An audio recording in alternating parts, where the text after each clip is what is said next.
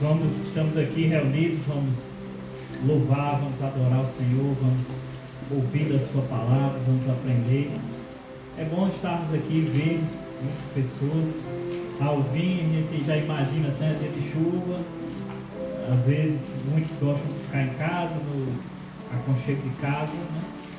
Mas graças a Deus que hoje a gente vê aqui uma boa quantidade. E é bom também o aconchego aqui na igreja, para juntos louvarmos ao Senhor. Vamos abrir as nossas Bíblias no Salmo de número 62. Salmo de número 62. 62.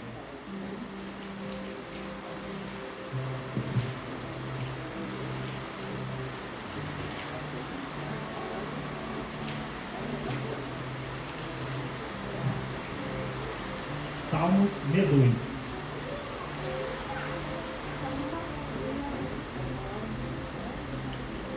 Diz assim a palavra de Deus: somente em Deus, ó minha alma, espera silenciosa.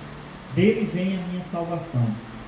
Só Ele é a minha rocha e a minha salvação, e o meu alto refúgio. Não serei muito abalado.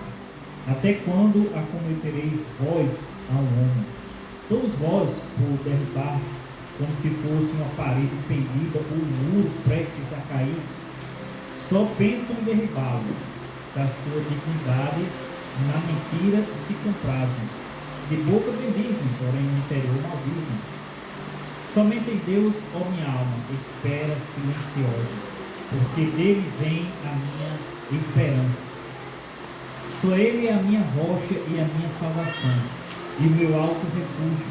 Não serei jamais abalado. De Deus dependem a minha salvação e a minha glória. Estão em Deus a minha forte rocha e o meu refúgio. Confiai nele, ó povo, em todo tempo. Derramarei perante ele o vosso coração. Derramai perante ele o vosso coração. Deus é o nosso refúgio. Somente vaidade são os homens perdidos. Falsidade os destina escrito. Pesados em balança, eles juntos são mais leves que a vaidade. Não confieis naquilo que extorquis, nem vos glorieis na rapina. Se as vossas riquezas prosperam, não ponhais nelas o coração. Uma vez falou Deus, 2 vezes ouvi isto, que o poder pertence a Deus. A ti, Senhor, pertence a graça, pois a cada um retribuís segundo as suas obras. Amém? O versículo que chamou a atenção, o versículo 11, que diz: uma vez falou Deus e 2 vezes ouvi isto. Uma vez ouvi alguém falando: será que a palavra de Deus tem eco? E outra vez, né, alguém explicando, ele comparou aqui como aqueles animais que eles comem durante o dia, né? Principalmente vaca, eu acho que ovelha também faz isso. E à noite eles vão lá e vão remoer. E muitas vezes é o que a gente tem que fazer também com a palavra de Deus, né? Que vai ouvir em casa, a gente tem que fazer com esse animal, como as plantas, né? Vai lá reprocessar e aprender e meditar na palavra de Deus. Que assim possa ser nós em nossas vidas, em relação à palavra de Deus, né? Então vamos orar nesse momento.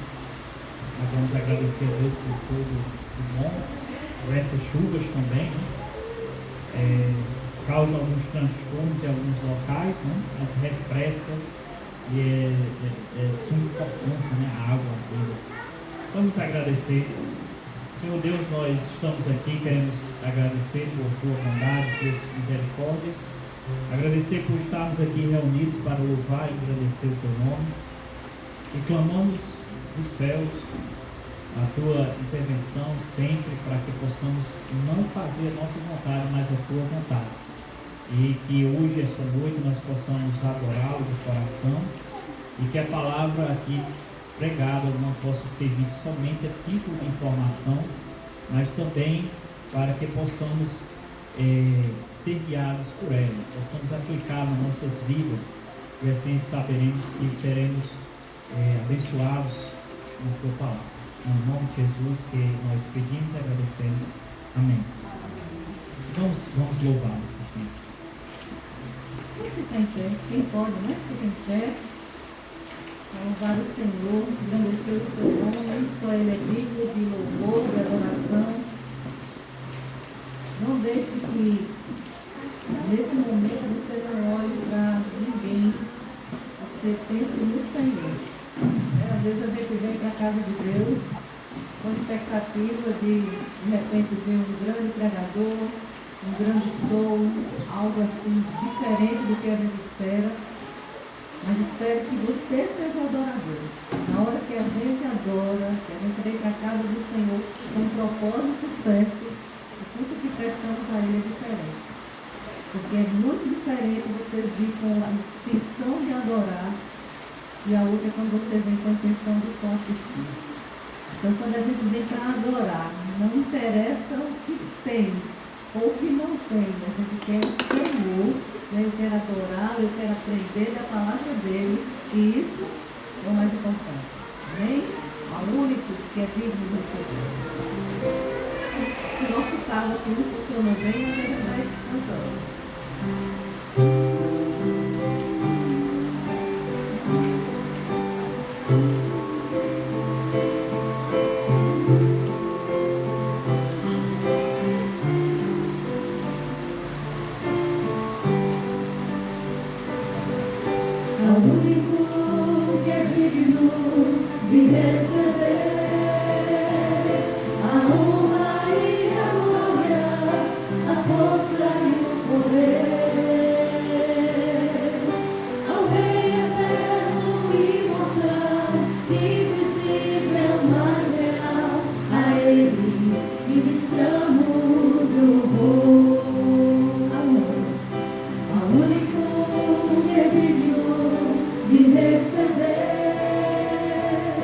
A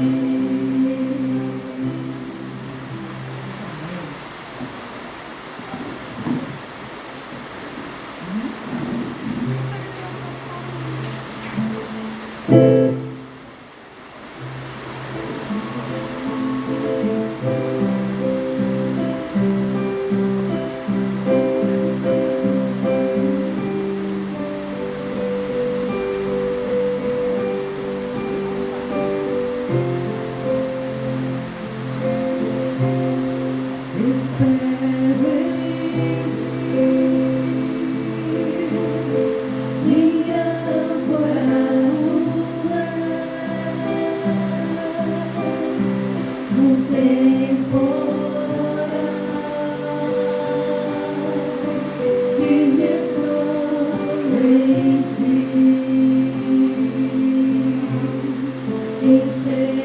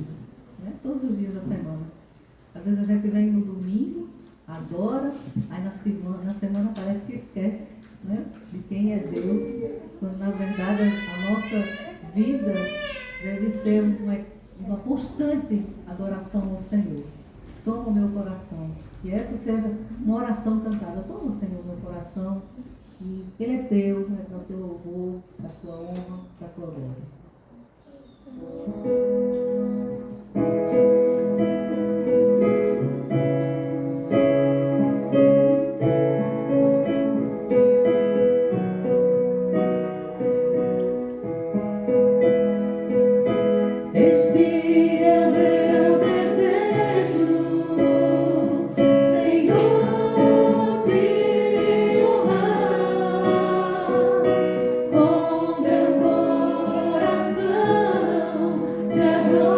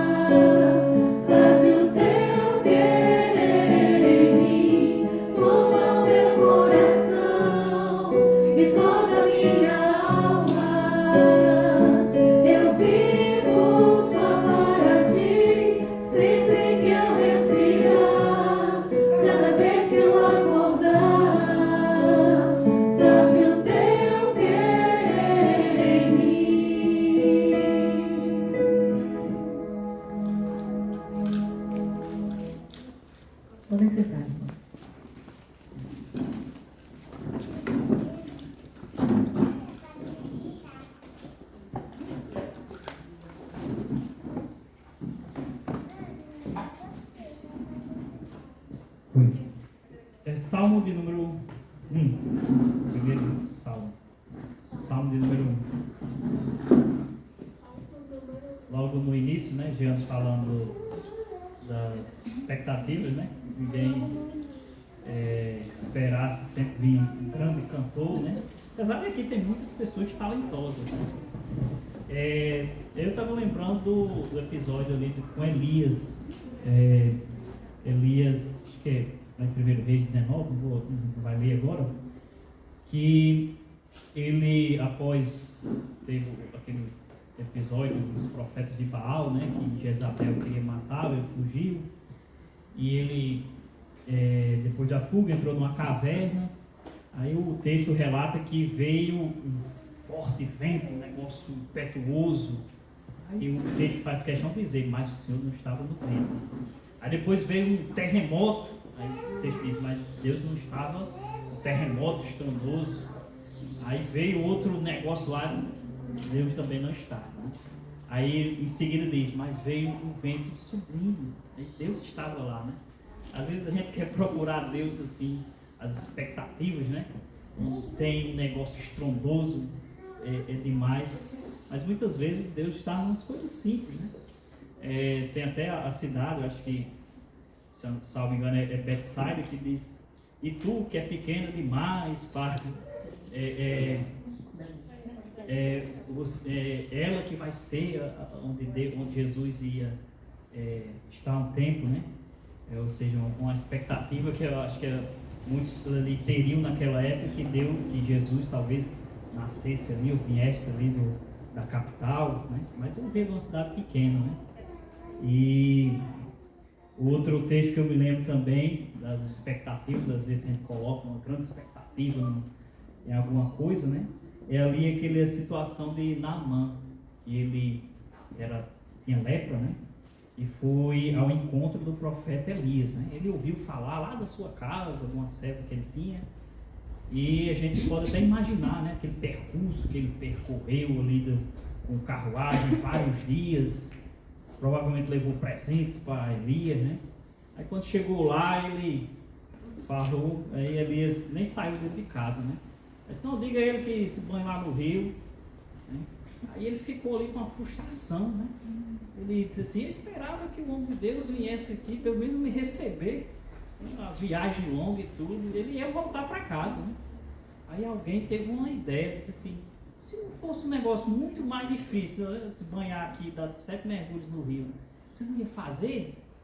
Por que não fazer? Né? Aí ele disse, eu vou tentar aqui, né? Vou mergulhar, né? É isso, às vezes as nossas expectativas estão ali num negócio difícil, num negócio grande e tal, mas o sublime, o simples, muitas vezes é o que Deus, né, nos mostra e mostra ali o caminho, né? E que nós possamos pensar assim também, né?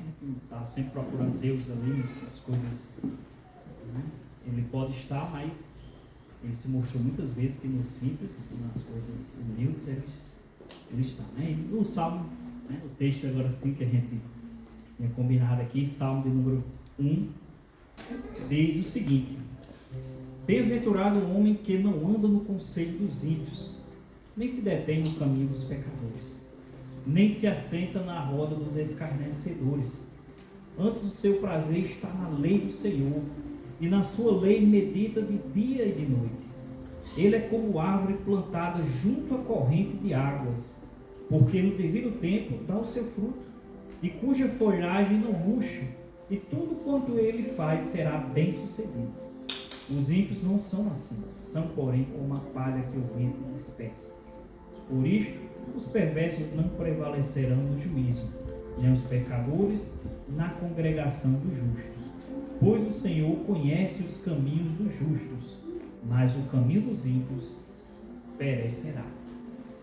Que esse salmo possa servir aqui para a nossa meditação e que possamos ter a vontade de permanecer, né, na presença dos justos e meditar na sua palavra, e não na presença das rodas dos escarnecedores, como faz aqui essa diferença. Amém? Amém. Vamos cantar mais alguns hinos aqui, e seguindo Seguido o pastor Carlos, para convidar. Eu te busco, te procuro a Deus.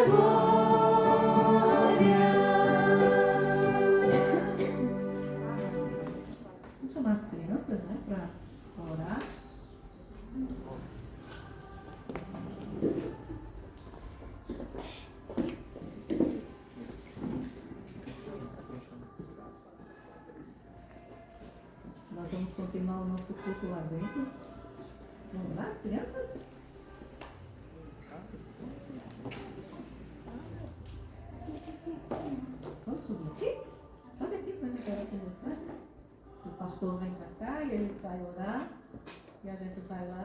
Tá?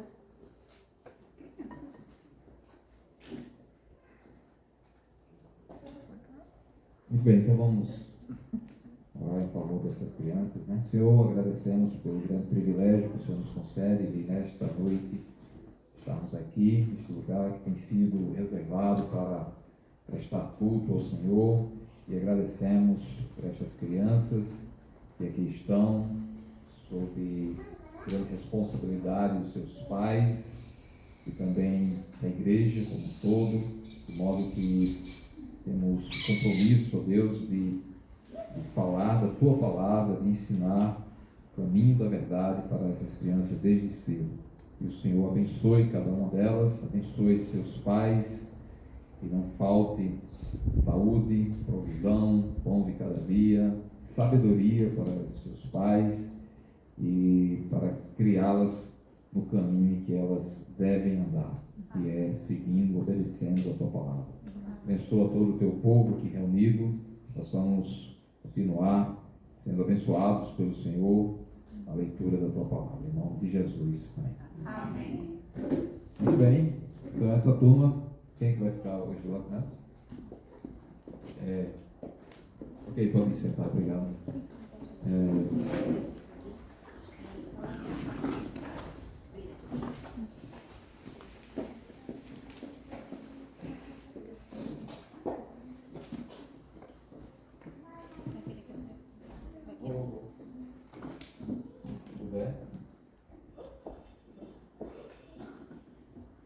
Se puder abrir o livro de Marcos, nós vamos seguir essa leitura aqui no livro, acompanhando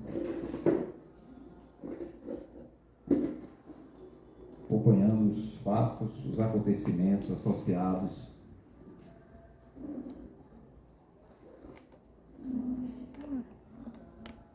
a Jesus.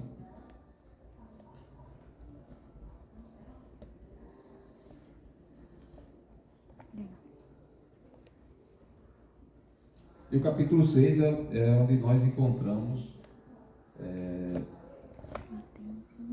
o texto que nós vamos seguir aqui, né?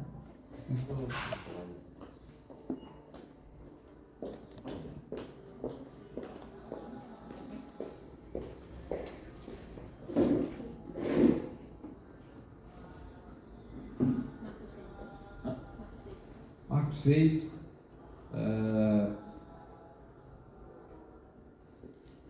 lá no versículo 16. Muito bem. O versículo 16, que a gente, vou continuar no mesmo bloco, né, que a gente explorou um pouco na semana passada. Difícil a gente dissecar um texto, né? E eu tenho muita dificuldade nisso, por isso que eu tenho que ficar repetindo algumas coisas e explorando e enxergando algumas outras que estão no texto para que a gente possa entender aí um pouquinho das lições, né? Lembrando o seguinte: tudo que está escrito tem um motivo, tem um propósito e tem utilidade para nós, né? Então a palavra de Deus é inspirada e é útil para vários propósitos, inclusive instrução, inclusive correção, né? Às vezes a gente precisa ser corrigido em algumas coisas. E nesse texto nós encontramos mais uma vez aqui a figura de Herodes. Eu vou voltar aqui a algumas coisas, destacar outras que eventualmente a gente não tenha colocado na outra semana, para a gente pensar um pouco.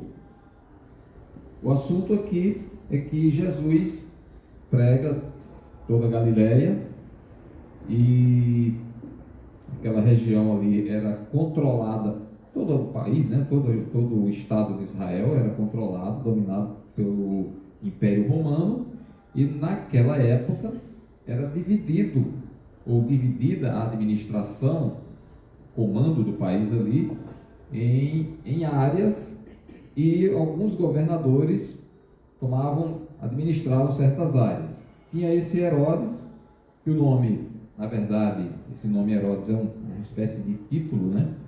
havia como se fosse uma dinastia dos Herodes, os vários Herodes, e passava de pai para filho. Nós encontramos a figura daquele Herodes da época do nascimento de Jesus.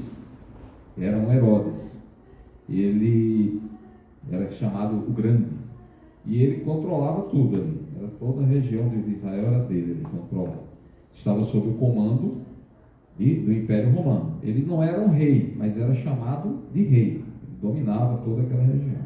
E muitas vezes nós encontramos pessoas dominando como reis, como poderosos, e a essa altura eles tinham poder assim ilimitado praticamente. Ele estava sob o comando de Roma, mas praticamente eles podiam fazer qualquer coisa. Diferentemente de hoje em dia, na maior parte dos países, você tem o que eles chamam de democracia, ou um regime presidencialista, existe um congresso, existe um parlamento, existem os poderes divididos, não existe um soberano, aquele que pode dizer as coisas e elas devem acontecer independentemente de ter uma lei que rege, que protege talvez o cidadão, em que o grande líder não pode fazer qualquer coisa, pode fazer tudo. Aqui não tinha isso não. Se talvez ele fizesse algum excesso ou provocasse algum tipo de rebelião, aí ele poderia ser denunciado ao imperador, aí o imperador poderia tirá-lo dali. Mas no geral, por exemplo, esse Herodes aqui mandou decapitar João. Não tinha lei, não tinha um processo, não tinha um juiz que fosse julgar, não havia essas coisas. Não tinha Ministério Público, né, para dar um parecer lá em favor ou contra. Não existia o júri popular, não tinha isso aí. Simplesmente o soberano da época, Herodes, daquela região da Galileia, simplesmente mandou decapitar, por um capricho, né? Simplesmente a filha da esposa dele pediu que ele entregasse numa bandeja a cabeça de João Batista. E ele fez. Por quê? Porque ele gostou da menina. A menina era jovem. Talvez naquela época, na época atual, fosse taxado pela mídia, né, pelos jornais, pelo jornalismo em geral, como um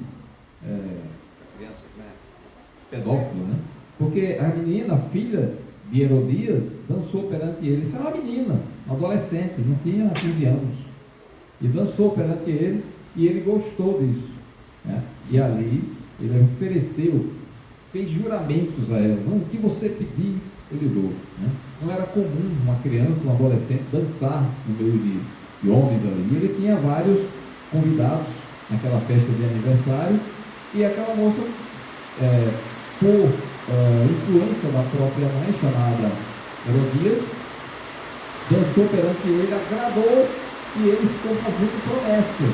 Tem alguns trechos aí que falam de juramento, e é interessante que o texto fala de juramentos até no plural, vai na frente, por favor.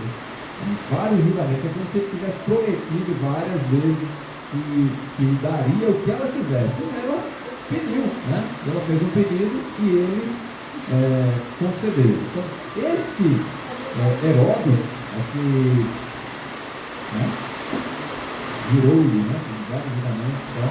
Mas na frente que eu disse que por causa dos vários juramentos que ele fez, né? Pode subir aí, passar a minha alma, você vai ver, né? Tá? Por causa dos juramentos que estavam né? Então ele fez promessas e, como foi de déspota, né, autoridade infinita, que tem poder infinito, entre aspas, ele foi insensato, fez uma promessa injusta e não percebeu as consequências daquilo que ele havia prometido. E acabou sendo apanhado pela própria astúcia, né? Pela própria, vamos dizer assim, aquela ambição, aquela ganância de ser bem, de ser bem visto pelos seus convidados, pelas pessoas que estavam ali na festa. Então esse Herodes aí não é o mesmo Herodes, era um outro Herodes, filho do primeiro. Então quando Jesus era criancinha tinha um Herodes, esse agora, já em idade adulta, é um Herodes, filho daquele primeiro. Só que esse aqui é chamado Herodes, mas era Antipas o nome dele. Né? E é o mesmo Herodes que matou João Batista e que também participa até mais lá na frente, algum tempo depois, daquele processo de julgamento de Jesus.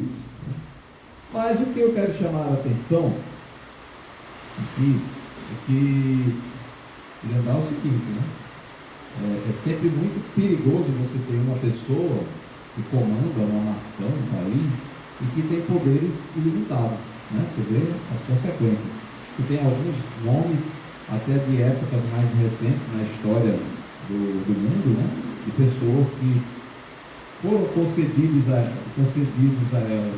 elas muitos poderes e elas fizeram coisas terríveis, como por exemplo, o próprio Adolf Hitler, né?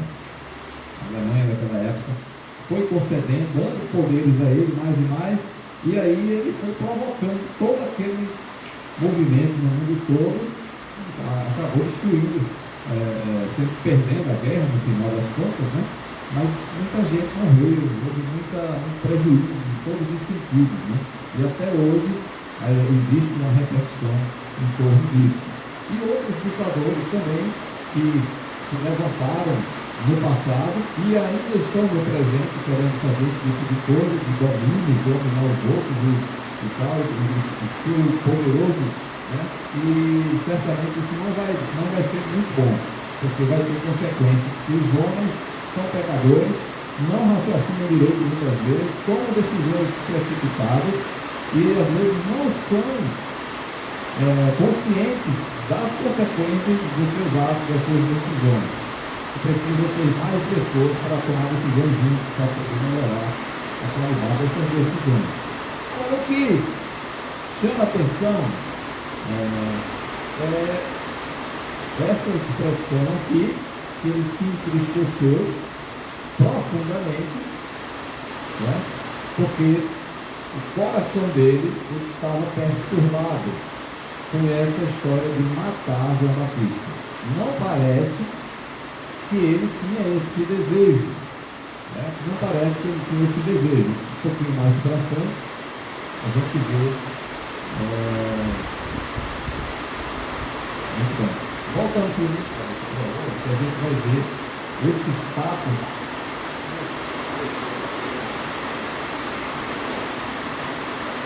Voltando um pouquinho. Mais um pouquinho.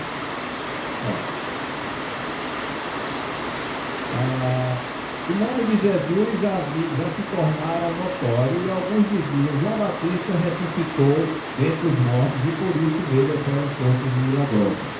Então, esse homem ouviu falar de Jesus.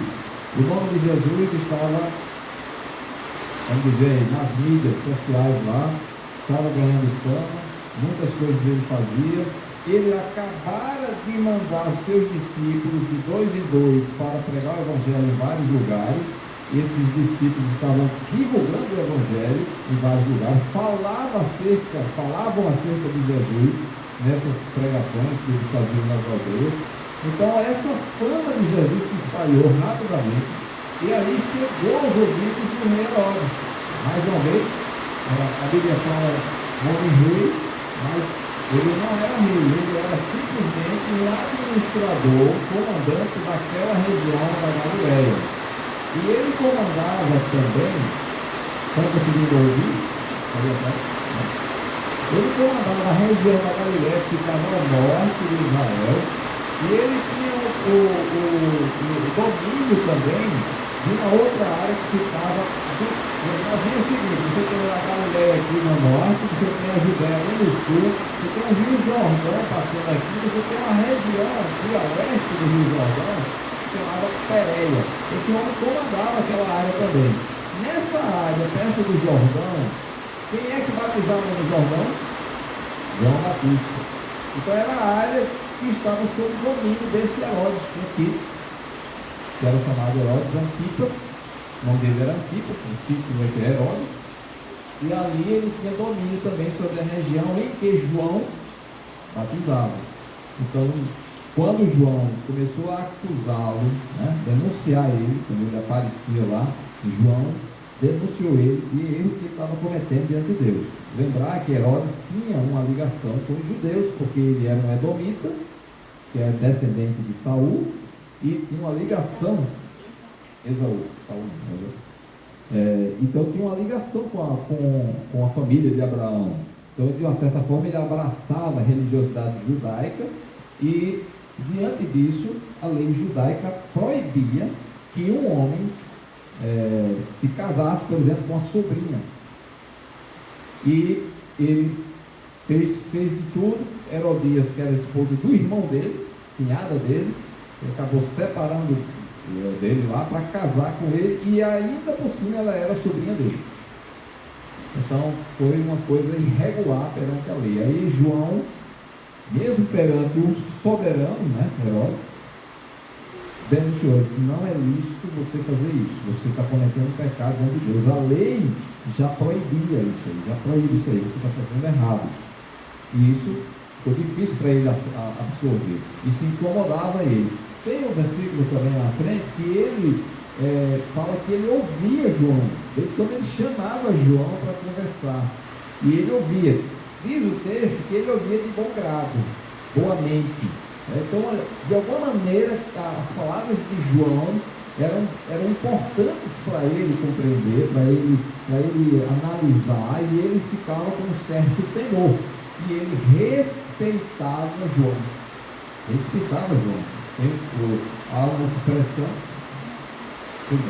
Há uma expressão que diz que ele considerava João justo e santo. Está nesse contexto aí também, né? Ele considerava João justo e santo, e porque ele ficava ouvindo, e João falava coisas, a palavra de Deus, para ele e para toda a população, para todos os judeus. Mas ele também ficava preocupado, ansioso para ouvir João, e ouvia bem, né? O texto para mim está muito claro, ele ouvia com respeito João. O problema é que ele denunciou algo, Herodias, a esposa de Herodes, não gostou, e aí incomodou eles, né? Aí, para calar a boca de João, prenderam João. E, num certo sentido, ele não, pelo que a gente vê, lá na frente diz que ele se entristeceu com o pedido da filha, da esposa dele, ele não queria matar João. Mas a Herodias queria, procurando a oportunidade para isso. Mas na mente dele não queria. E ele se entristeceu, o coração dele se perturbou. Então, um homem que estava perturbado, não é loucura não aqui, estou falando de loucura, estou falando de alguém que estava com a consciência incomodada com coisas que ele ouvia. Que coisa? Primeiro, a verdade da palavra de Deus. João podia não ser um homem bem letrado pelas escolas da época, podia não ser um homem que estudou na escola X, Y, Z lá, não era um homem militar, forte, poderoso, com discípulos armados, tinha nada disso, mas tinha uma coisa que valia muito mais do que isso, era a palavra de Deus. E lá, Hebreus diz assim: a palavra de Deus é viva, ela é eficaz e ela é mais cortante do que qualquer espada de dois gumes. Então, é maior do que uma espada de dois gumes, é mais poderosa, é mais cortante, penetra até o ponto de dividir alma e espírito, juntas e medulas, e é apta para discernir os pensamentos e propósitos do coração. Essa palavra poderosa estava na boca de João, e ela alcançou o coração de Herodes, e Herodes se preocupava com isso. Certamente ele ficava se questionando muitas vezes, e naturalmente, pelo contexto, ele não se arrependeu em momento nenhum. No entanto, havia um temor dentro dele.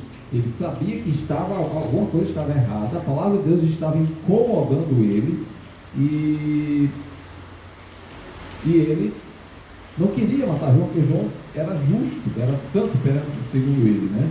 Ele sabia que ele era culpado também. E ele, tanto é que mais para frente aqui, as pessoas começam a dizer assim, né? falaram quem era Jesus, aí ele diz, é João, que eu mandei decapitar. Então na cabeça dele sempre estava claro que João havia sido decapitado por ele. Eu mandei matar. Ele reconhecia que ele era responsável por aquele assassinato de um inocente. Então na cabeça dele havia uma perturbação. Então muitas pessoas, mediante o que vem da palavra de Deus, recebem aquela mensagem e muitas vezes são perturbadas não no sentido de enlouquecidas, mas em que aquela palavra vai trazer algum efeito, vai incomodar de alguma maneira, vai trazer alguma reflexão, e aquilo ali pode ter dois caminhos.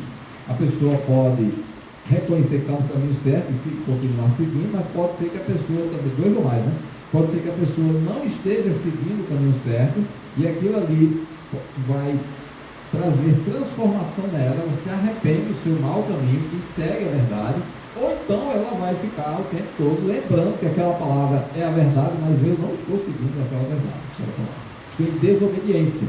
E ali, para mim parece que é essa situação de Herodes. Ele não se arrependeu do seu erro, continuou como erro, e aquela palavra ainda assim para ele era importante, porque ainda trazia à mente ali o pecado dele que precisava ser corrigido, só que ele não corrigiu, ele não se arrependeu do pecado. E ele sempre lembrou do erro dele. Eu mandei decapitar, eu mandei matar um homem inocente. Então aquilo perturbou. E o fato de ter visto Jesus, ele disse, não, aí associou Jesus com João, e eu já discorri aqui na semana passada, a gente já demonstrou que não tem nada a ver João com Jesus no sentido. Jesus e João são contemporâneos. Eles viveram na mesma época, só que de forma separada. João no ministério, Jesus iniciava o ministério dele depois que João foi preso. Na verdade, a prisão de João é que foi o pontapé, a marca, o sinal para Jesus iniciar o ministério dele. O fato é que Herodes se incomodava. O versículo 20 diz que Herodes temia João, porque sabia que ele era um homem justo e santo e o tinha em segurança. Então, o que indica aí esse texto é que ele queria manter João, de certa forma, seguro. Não, ele está calado, está quieto, então Herodias não vai ficar incomodado, não vai mais ficar insistindo para matá-lo. Só que Herodias não ficou quieta. Ela continuava buscando a oportunidade para matá-lo, até chegou um momento aí no aniversário dele, de Herodes, e aconteceu isso, esse pedido macabro da filha de Herodias a Herodes. Outros homens que também detinham poder grande também foram incomodados na sua mente com a mensagem de Deus, com a palavra de Deus. Um exemplo está lá em 1 Samuel, capítulo 28, no versículo 20. Saul é um outro exemplo.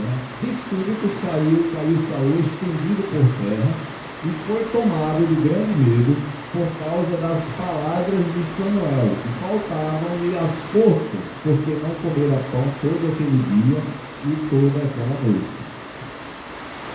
Aqui é mais uma pessoa que tinha um poder de rei, era o rei Saul, o primeiro rei de Israel. Foi sucedido por Davi, só para o contexto aqui dos irmãos, que a maioria já conhece a história. Mas aqui, o que aconteceu é que Saul recebeu uma ordem da parte de Deus.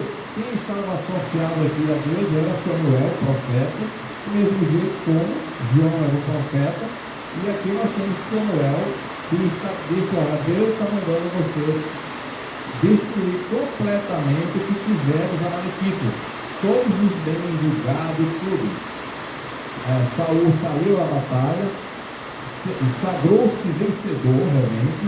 No entanto, ele manteve vivos alguns animais, e ele também trouxe outros despojos, outros bens lá que ele achava valiosos, e trouxe, né? Aí, só que a ordem de Deus era que ele destruísse tudo, e ele não fez.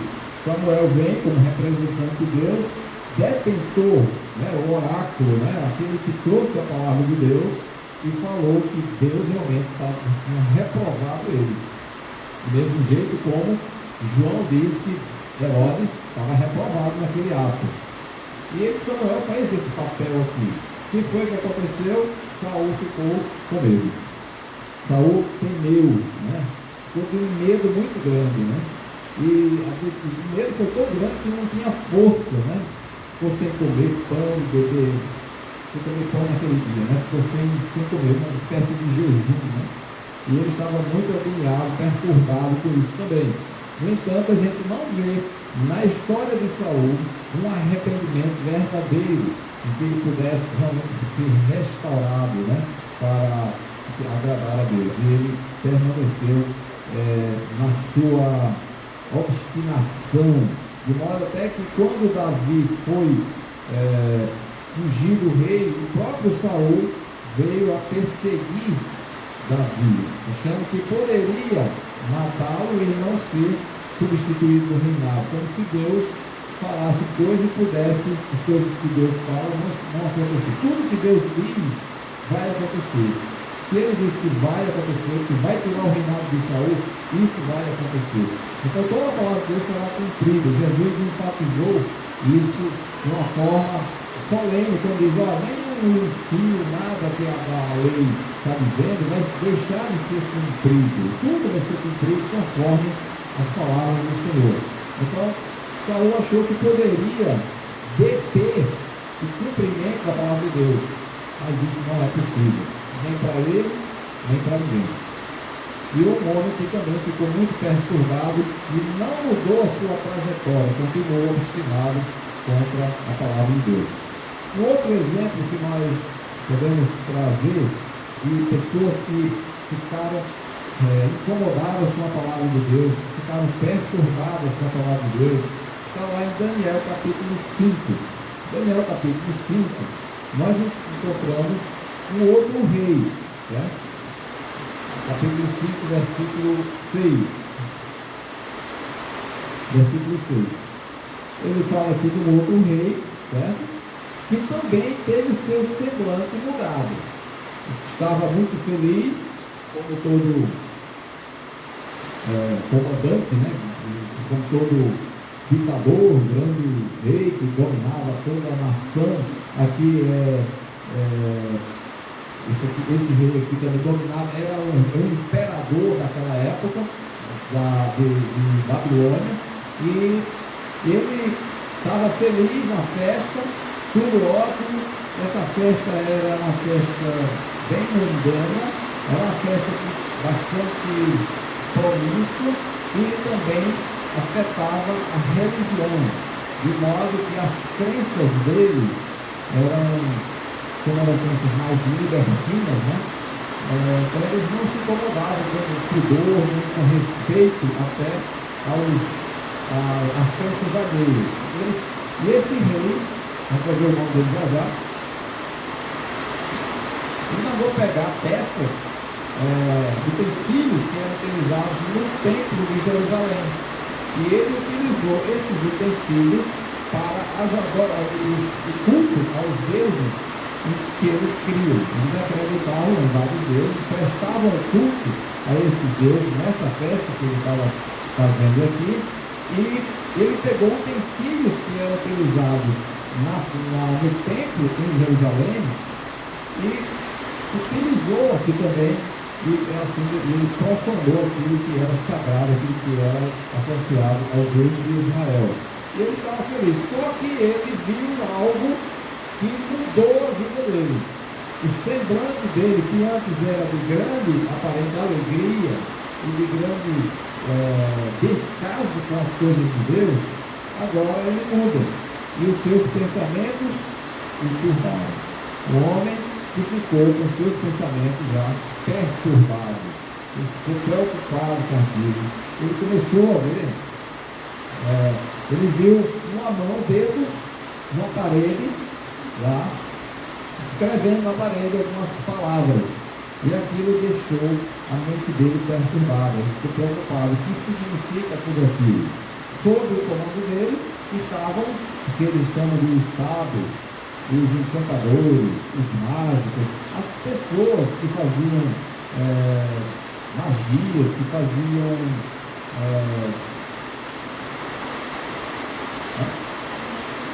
os adivinhos, eram pessoas que eram ligadas a essas coisas ocultas e que faziam poções, faziam, como se chama, ritos, né?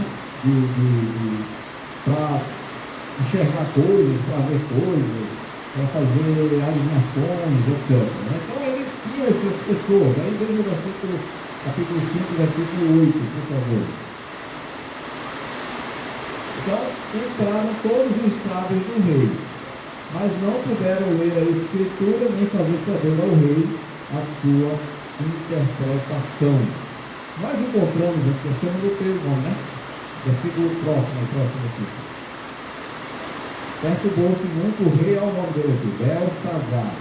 Esse rei, Belsazar, era rei em Babilônia. Lembrar o seguinte, Babilônia era um império que ficava aqui ao leste de Israel, que ficava aqui. Então Babilônia era um império que estava aqui, que conquistou Israel, trouxe muita gente para cá, inclusive Daniel, seus amigos, né, vieram para a Babilônia, e naquela época o rei era Nabucodonosor, o nome conhecido de todos. Esse agora que está aqui é Belsazar. Belsazar é filho de Nabucodonosor. Né? Filho de Nabucodonosor. Depois da morte do rei, veio o seu filho e o sucedeu. Só que Belsazar cometeu um grande erro. Um dos grandes erros dele foi utilizar na sua festa profana utensílios que eram dedicados, consagrados a Deus. As coisas que são consagradas ao Senhor precisam continuar sendo consagradas ao Senhor. Né? Veja o exemplo da arca, né? Quando chegava em alguns lugares ali, fora do país, fora de Israel, como as pessoas nesses lugares sofriam, e eles devolveram até a arca para Israel. Então, Belsazar viu essas palavras sendo escritas, não sabia o que significavam essas palavras, chamou os encantadores, os sábios, os magos, as pessoas que tinham lá, que eram assessores dele.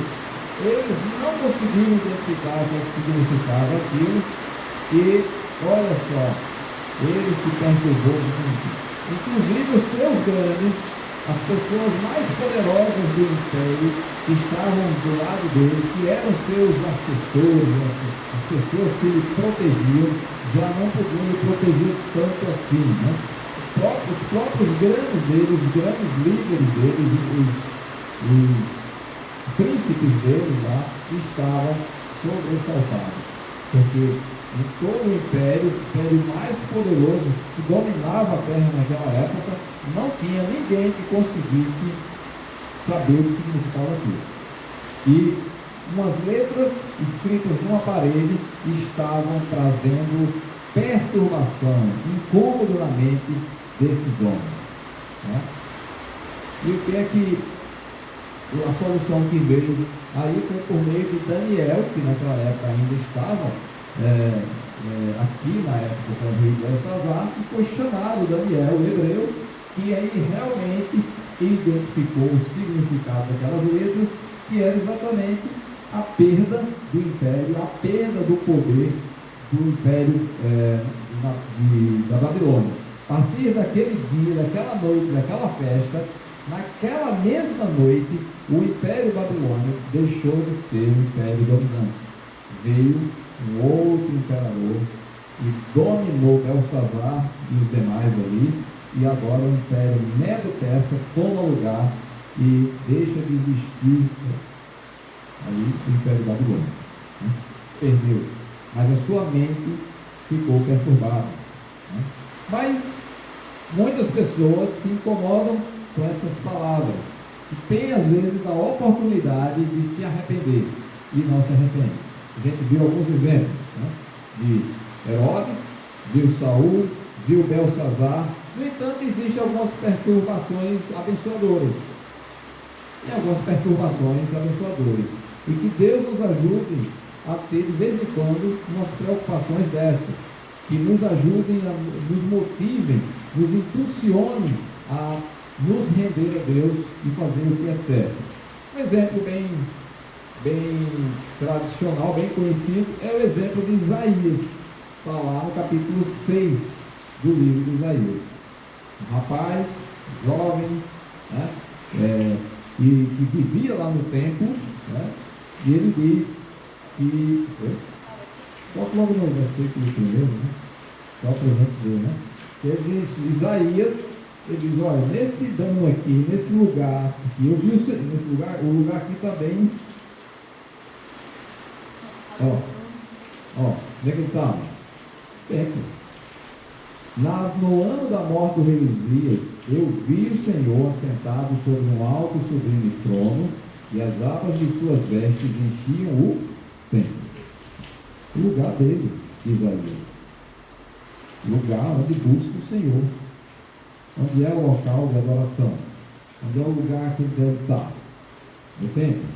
E naquele dia, naquela hora ali, naquele lugar, ele teve uma visão diferente daquilo que ele costumava ver todos os dias. Ainda que ele ali estivesse adorando a Deus em espírito, mas nesta ocasião ele teve uma visão, naturalmente que ninguém consegue ver Deus como se fosse uma pessoa. Assim, Deus é uma pessoa. Deus não é uma pessoa humana, é uma pessoa no sentido que tem personalidade, mas não é limitada a uma imagem, um homem. Deus enche todo o universo. Deus é maior do que o universo. Ele não está só circunscrito dentro do... Ele não está só dentro do... Ele está fora do universo. Ele enche todas as coisas. Ele é maior que tudo isso. Deus é isso. Mas ele se manifesta do jeito que ele quiser, na hora que ele quiser, a quem ele quiser. Nesse momento ele tinha um propósito com Isaías, tinha uma missão para Isaías, e ali permitiu que ele tivesse uma visão. A visão foi essa, que ele disse, ele estava num alto e sublime trono, e as abas de suas vestes enchiam o templo. Então o templo estava cheio com as vestes dele esvoaçando lá, mais para frente. Essa é a visão que ele teve. Aí ele fala de serafins que estavam por cima dele, cada um tinha 6 asas, com 2 cobriam o rosto, com 2 cobriam os pés, e com 2 voavam. Então tinha uma visão de serafins voando ali, por cima, né? Vai lá. Só para ter aqui, a gente vai entrar com detalhe, só para ter uma noção da visão que ele teve, né? E esses serafins clamavam uns para os outros, dizendo, Santo, Santo, Santo é o Senhor dos Exércitos, toda a terra está cheia da sua voz. Volta aí, por favor.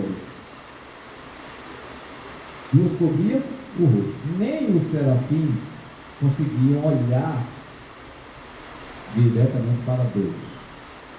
Nem os serafins tinham essa capacidade de olhar direto. Eles cobriam o rosto.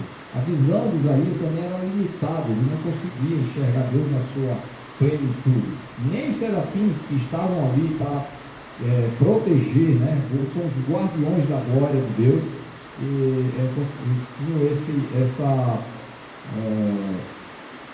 audácia, né? De olhar para o Senhor, descobrir o rosto diante da glória do Senhor. Então essa é uma visão incrível, né? Uma coisa que nem todos conseguiriam enxergar direito. Até porque Deus diz, ninguém pode viver e viver, né? Próximo, por favor. Eles clamavam, como é santo o Senhor, né? Na sua glória. Por favor. Aí ele diz que as bases do limiar se moveram agora em que o clamava e a casa se encheu de fumaça. A visão era limitada, a casa ficou toda cheia de fumaça, né? Então disse, ai de mim. Então, na verdade, o sentimento de Isaías agora, a perturbação de Isaías no seu ritmo, ai de mim. Agora olha só a maneira como ele se comporta, né? Estou perdido. Olha a perturbação que ele teve também, como os outros tiveram, mas olha a maneira como que é essa perturbação, né? Eu sou um homem de lábios impuros, o reconhecimento que ele faz de si próprio, né, da impureza dele mesmo, e também em relação ao povo dele. Né? Eu habito no meio de um povo impuro, então eu estou todo influenciado pela impureza, pelo pecado, né? E os meus olhos viram o rei do Senhor dos Exércitos, coisa que não é possível sem que morra, né? Então, ele ficou perturbado também do mesmo jeito, mas absolutamente reconhecendo a sua situação de pecado, né? E diante de Deus. Aí sim você vê na próxima texto, por favor. Aí veio sim, quando a pessoa reconhece o seu pecado, a sua impureza, aí, por favor, próximo.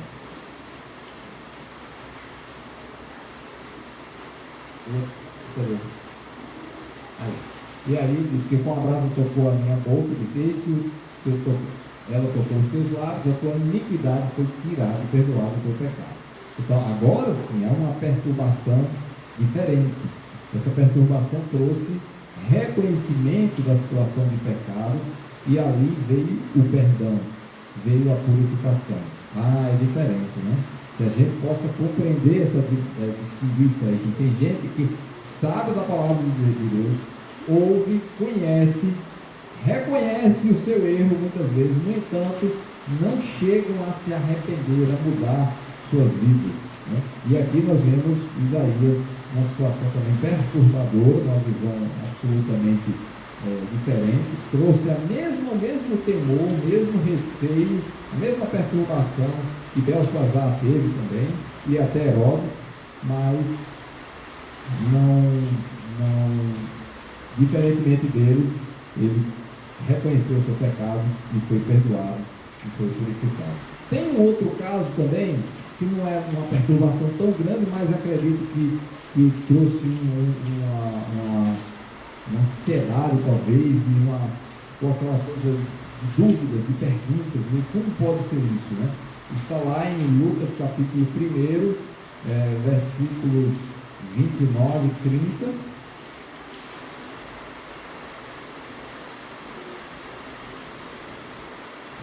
Aqui ela, porém, falando de Maria, a mãe de Jesus, né? Quando recebeu a mensagem de um anjo, né? Ela ouvia esta palavra quando o anjo saudou, que não volta aí o versículo anterior, mas foi só uma saudação. Entrou um anjo onde ela estava e disse: alegra-te, muito favorecida, o Senhor é contigo. Então ela recebeu uma saudação e ela ouvia essa palavra de saudação, ficou perturbada também. Ela se perturbou. Muito, não foi pouco não, porque foi algo diferente. Ela não estava acostumada a ouvir essas coisas toda hora. Não estava acostumada com isso. Chega um anjo, um ser diferente, muito provavelmente ele se apresentou numa imagem que ela poderia compreender, que era um homem, como se fosse a aparência de um homem, que a gente vê em vários momentos anjos se manifestando perante alguns homens, e normalmente se vê a imagem como se ele estivesse se apresentando na forma humana, no formato humano, na aparência humana, e eu acredito que foi assim também. E mesmo assim foram palavras diferentes, uma saudação diferente. Ela percebeu que algo diferente era ali e ficou muito perturbada com tudo aquilo. E começou a pensar no significado daquela saudação. Próximo ali, por favor.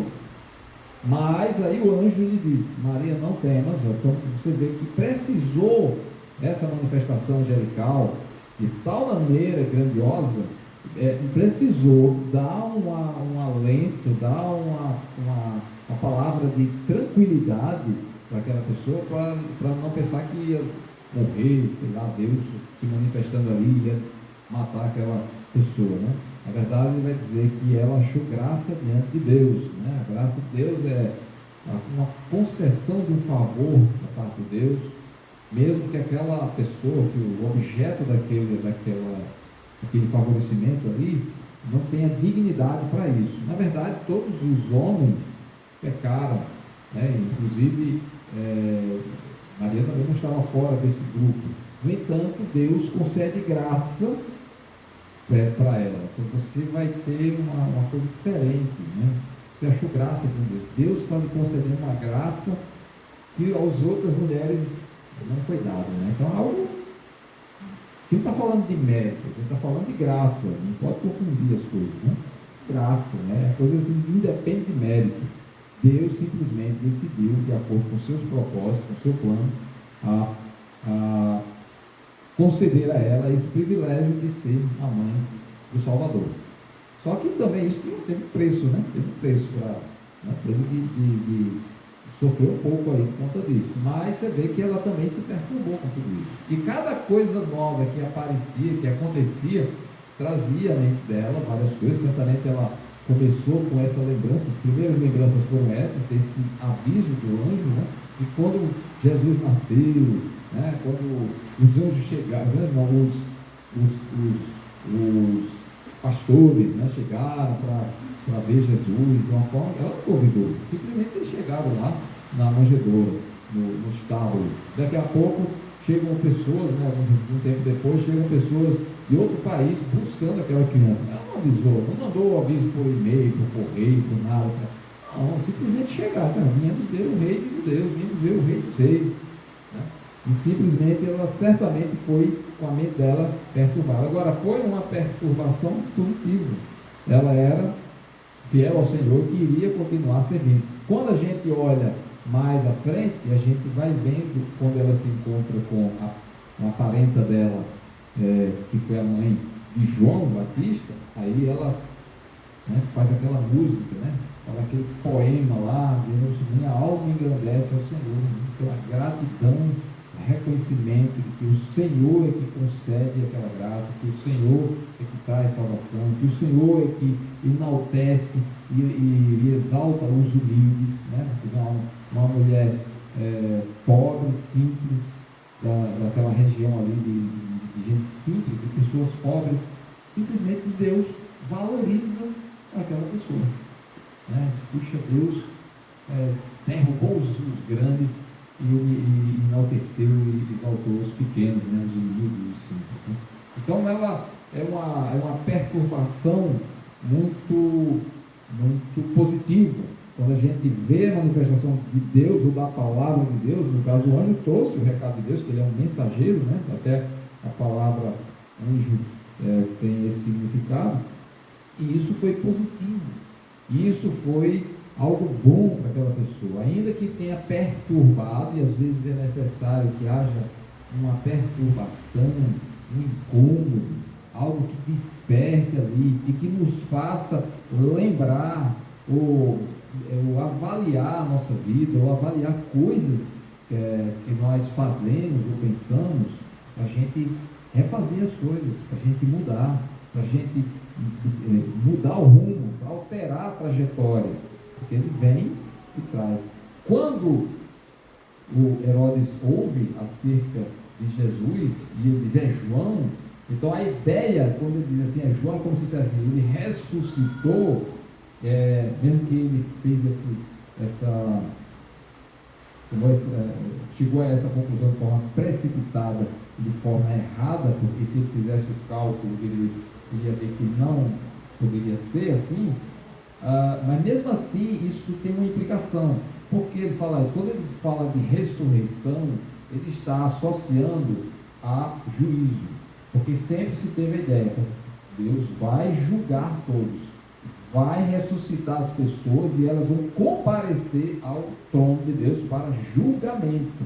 Então era vamos dizer, um agravante para a cabeça de Herodes, se realmente se confirmasse essa ideia de que Jesus era João ressurreto, né? Fosse a ressurreição de João. Então, e era a ideia do juízo, né? Que eles já tinham isso na cabeça, né? Na mente, né? E algumas pessoas recebem essas palavras e mudam, né? Tem outras pessoas que ficam ali em cima do muro. Tem um exemplo aqui, lá em Atos capítulo 24, versículo 24 também. Tem um governador também daquela época que ouviu a palavra nessa época, e quem estava pregando para ele era o apóstolo Paulo, certo? E ele diz aqui, passados alguns dias, vindo Félix com Drusila, era um governador também, com sua esposa, né, sua mulher, que era judia, a Drusila era judia, então muitos governantes ali tinham ligações com os judeus, mesmo no sangue ou na religião, né? Mandou chamar Paulo e passou a ouvi-lo a respeito da fé em Cristo Jesus. Passou a ouvi-lo, certo? Aí ele começa a ouvir a palavra de Deus, né? Isso é a palavra de Deus que está em foco aqui. Dissertando ele acerca da justiça, do domínio próprio, do juízo vindouro, né? Sempre a pregação tem um toquezinho do juízo, que Deus vai julgar por meio de Jesus, né? É por meio de Jesus que vai haver o juízo. Ficou Félix amedrontado, mais uma pessoa que ficou perturbada ali, ficou com medo, né? Era o governador, mesmo assim, ficou amedrontado com a palavra de Deus. Ela é eficaz, ela vai lá na alma, né? Ela fala lá na alma. Então ele ficou preocupado, porque Paulo falou também do juízo, né? Falou do juízo. Por agora, aí ele ficou com medo e mandou Paulo parar, né? Por agora podes retirar-te, e quando eu tiver vagar, né, chamar-te-ei. Ficou perturbado, né? Tem um outro, a gente não vê a garantia de que o Félix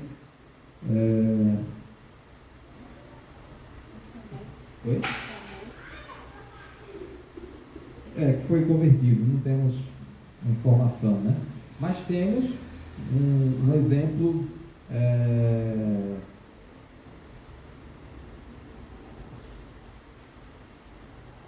Atos capítulo 1, veja por favor. Primeiro. Atos. Escrevi o primeiro livro, ó Teófilo, relatando todas as coisas que Jesus começou a fazer e a ensinar. Em outro momento, ele fala de excelentíssimo Teófilo, dando a ideia de que Teófilo era um homem importante também, que exercia algum tipo de autoridade, certo? Atos foi escrito, que se tem aqui, foi escrito por Lucas. Lucas foi um companheiro de Paulo nas viagens missionárias, era médico, e escreveu o primeiro livro, que se presume que o primeiro livro foi aquele Evangelho segundo Lucas, certo? Então, o Evangelho de Lucas foi escrito por Lucas, naturalmente, para quem? Uma autoridade, uma pessoa importante que, me parece, tudo indica que se converteu ao cristianismo. Talvez passou a mesma situação que o Félix passou, e outra autoridade que a gente pode ver depois, mas esse, por sua vez, se converteu. Quando ele escreve para ele, no primeiro livro, que é o Evangelho segundo Lucas, ele fala de quê? Das coisas que Jesus começou a fazer e a ensinar. Então, toda a trajetória de Jesus, do mesmo jeito como Mateus descreve, do mesmo jeito como Marcos descreve ali, todos os fatos, todos não, né? Muitos fatos acerca de Jesus, mais para frente, por favor. Até o dia em que, depois da vida novamente do intermédio do Espírito Santo, os apóstolos que ele escolheram, foi elevado às alturas. Então, até a ressurreição e a ascensão de Jesus, né? A estes também ele começa a explicar, né? Explicar o que aconteceu. Ele diz, olha, eu escrevi o primeiro livro, você viu o que aconteceu, ó, desde quando Jesus, né, falou, fez, passou por aquele sofrimento todo, deu ordens aos apóstolos para eles pregar o Evangelho, e ele subiu aos céus, e os apóstolos ficaram. Aí agora eu vou te explicar o que aconteceu depois. Ele está dando instruções, informações para uma autoridade, Teófilo, explicando essas coisas para que ele se inteirasse perfeitamente das coisas. E esse homem que certamente se perturbou no momento, teve uma perturbação decente, honesta, sincera, e essa perturbação levou ele a tomar uma decisão correta de se arrepender dos seus pecados e crer em Cristo como seu Salvador. Esse recebeu instruções valiosíssimas Essas instruções foram tão importantes, esses ensinamentos acerca de Jesus, que estão disponíveis para nós hoje, graças à conversão de Teófilo, né? Um rei, uma pessoa, um rei, seu título, né? Um governador, que recebeu Cristo e recebeu uma carta dirigida a ele, explicando tudo o que aconteceu com Jesus, até a sua subida aos céus. Então a conversão desse homem foi importantíssima, que trouxe para nós o privilégio de ver mais relatos de Lucas acerca de Jesus, e relatos importantes, que algumas daquelas coisas que Lucas relatou não estão disponíveis nos outros evangelistas. Então foi valiosíssimo. Então o evangelho vai para o rico, pobre, quem tem autoridade, quem não tem, todos têm importância. E a gente vê, por exemplo, uma carta pequena, mas de valiosíssima importância, que é aquela de Filemão, que fala também de escravo, pessoa que talvez não tivesse uma projeção na sociedade, mas Teófilo tinha, e trouxe uma valiosa contribuição, né? Mesmo sendo autoridade. E tanto no livro de Lucas, que traz o evangelho propriamente, toda a vida de Jesus até a sua subida aos céus, como também o livro de Atos, que conta os primeiros momentos, os primeiros passos da igreja, desde a pregação dos apóstolos ali, até o finalzinho lá do último capítulo de Atos, que fala sobre a vida e início da igreja, como ela se expandiu, como foram aquelas viagens, né, para pregar o evangelho ali na Europa, na Ásia e até na África, né? Então foi uma coisa valiosíssima, e tudo porque teve uma autoridade que se perturbou e se converteu. E a gente tem disponível esse livro, esses relatos impressionantes. Muito bem. No final do Evangelho, né, do relato de Marcos, e especialmente Lucas fala de novo de Herodes. O homem que se perturbou, mas não se arrependeu. Ficou curioso por Jesus. Ele não deixou de ouvir falar de Jesus.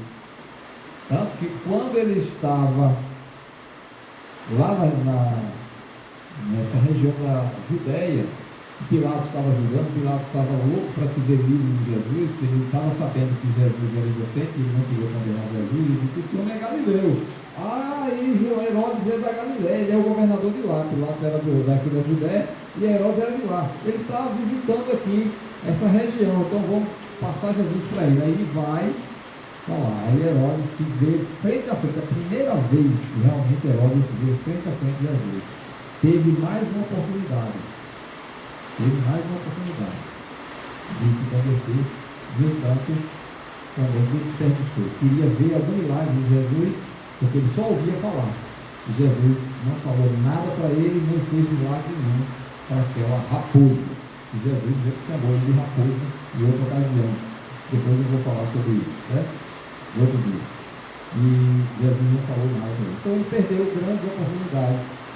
E tanto naquela época, quando ele ouviu falar de Jesus, perdeu a oportunidade quando continuou ouvindo falar de Jesus, que fazia muitos milagres na região, e mandou um recado pelos judeus para dizer assim: eu vou matar ele. Mandou um recado, eu vou matar. Tanto que os judeus disseram: Herodes vai te matar, é melhor sair daqui. Jesus sai não. E também teve uma outra oportunidade agora, no final, diante de Jesus, de se arrepender, de pedir perdão e de seguir uma nova vida. E desperdiçou tudo isso. Então foi o homem que teve sua mente perturbada, coração acusou, a consciência acusou, mas ele não se arrependeu, não mudou. Teve outros que mudaram. O fim de Herodes foi terrível. Lá na frente, o próprio sobrinho dele denunciou para os romanos, né, para o imperador tirou ele de lá, mandou ele para outro canto lá, ficou exilado e lá morreu, exilado, não estava mais reclamando de coisa nenhuma. Perdeu grandes oportunidades diante de Jesus. Então temos pessoas cuja consciência já perturba lá e rejeitam completamente, podiam avaliar, buscar. A gente não pode ficar confiando só na consciência, a gente tem que buscar o que a palavra diz. Mas ele não quis. E outros quiseram fizeram. Tanto Teófilo aqui, o grande exemplo, que é o totalmente oposto, que é o ideal, a consciência mudou, ele se converteu, mas ele queria a palavra para explicar claramente. Aí Lucas vai e escreve para ele entender precisamente o que aconteceu, bem certinho. Essa é a atitude correta. A consciência é um fator importante? Ela ajuda, sim. Às vezes a gente está fazendo coisa errada e ela nos acusa, né? Tá lá. Deus colocou isso lá num chipzinho lá para a gente ficar sendo incomodado quando a gente estiver no caminho errado. Mas não pode confiar só nela. A palavra de Deus é o guia. É o que Deus diz que deve ser o nosso orientador. E assim foi com Teófilo, né? Que a gente possa ser como Teófilo também. Né? Às vezes a atitude está errada, a consciência está lá. Será que eu estou certo? Será que eu estou errado? Será que é isso? Olha a palavra que ela vai dar o veredito. Né? Ela que vai dizer a verdade. Não é a consciência que vai dizer a verdade. A consciência vai apontar várias coisas. Mas a palavra de Deus é que vai dizer a verdade. A tua palavra é a verdade. É nela que a gente deve confiar e seguir. Amém? O Senhor nos ajude a sermos perturbados, né, por nossa consciência de vez em quando, mas sermos guiados efetivamente pela palavra. Ela que vai dizer a verdade. Mas Deus, nós agradecemos a tua palavra, rogamos a Deus, possamos compreendê-la, especialmente em momentos em que nossa consciência nos perturba, nos traz sensação de medo, de dúvidas. Que o Senhor nos ajude, que a sua palavra sempre nos guiando, apontando, Deus, a verdade para nós, apontando o caminho a seguir. Jamais ela venha se afastar da nossa memória, que sejamos sempre inclinados para ela, para que sejamos guiados no caminho da verdade. Abençoa aqueles que têm ouvido a tua palavra e muitas vezes têm sido perturbados, têm sido incomodados por ela. Ó Deus, que continue a fazer. Não rejeita, não abandona essas pessoas. Que elas possam ser perturbadas e ser encaminhadas para o Senhor. A palavra irmã que incomoda de tal maneira que elas voltem para o Senhor, que se acheguem, que se arrependam dos seus pecados e se inteirem completamente por meio da tua palavra. Aqueles irmãos que também têm se afastado do Senhor, têm sido negligentes com a tua palavra. Ó Deus, que ela restaure essas vidas. Possamos nos firmar na tua palavra, seguir-nos confiantes, fazendo aquilo que era a tua vontade. Em nome de Jesus. Amém.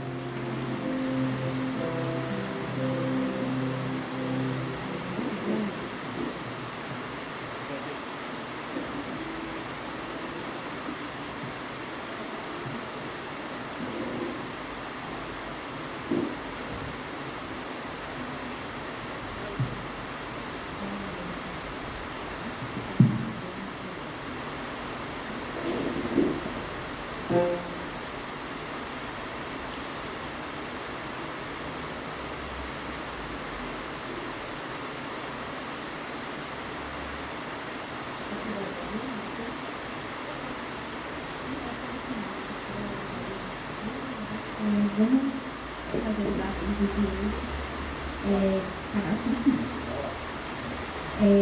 Estamos no primeiro domingo do mês, após o pouco nós vamos ter a nossa confraternização. No próximo sábado nós temos os homens que vão para a igreja lá do Capim Macio, para um encontro dos homens, tem algum tipo? Vai falar sobre férias e trabalho, então vai ser às 4 da tarde, né? Então eu queria que vocês pudessem ter homens que daqui que cheguem lá também. E eu posso vir aqui e a gente leva o grupo que puder. Chega aqui umas 3 horas e aí a gente combina. Depois do culto aqui a gente combina os homens, certo? Quem quiser ir, vai ser bem legal. No terceiro sábado, programação normal de homens e mulheres. E no último sábado, a programação das crianças, às 4 horas da tarde. Temos um casal, dia 23, tem casais E a gente só vai dizer a casa onde vai ser o encontro do Clarão, certo?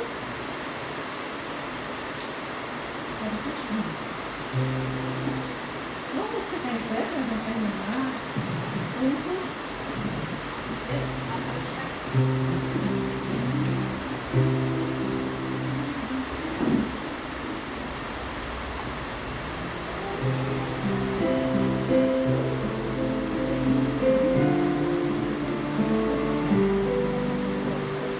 Porque controlas os ventos, os mares, contens o furor da pior tempestade, comandas o sol e o calor que fornece, como ninguém me conhece.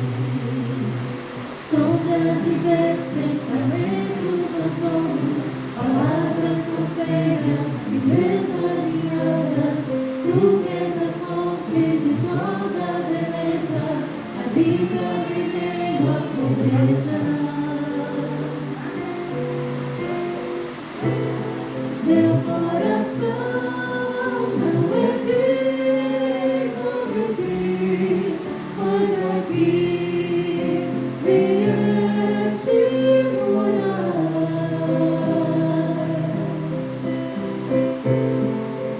Só por graça, algo assim pode ser. Alguém morto tornar a viver.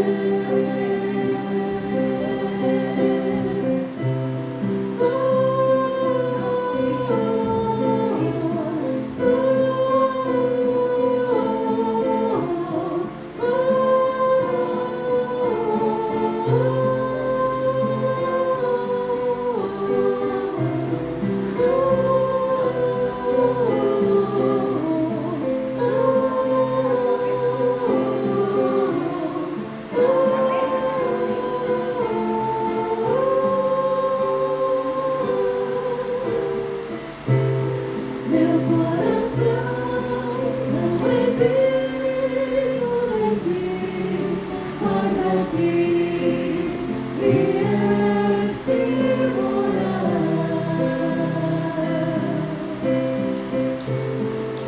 Só por graça, algo assim pode ser. Alguém morto tornar a viver. Tu que concedes conforto ao aflito, das forças ao cansado e alívio ao conflito. Tu que me amaste e a vida me deste, como ninguém me conhece.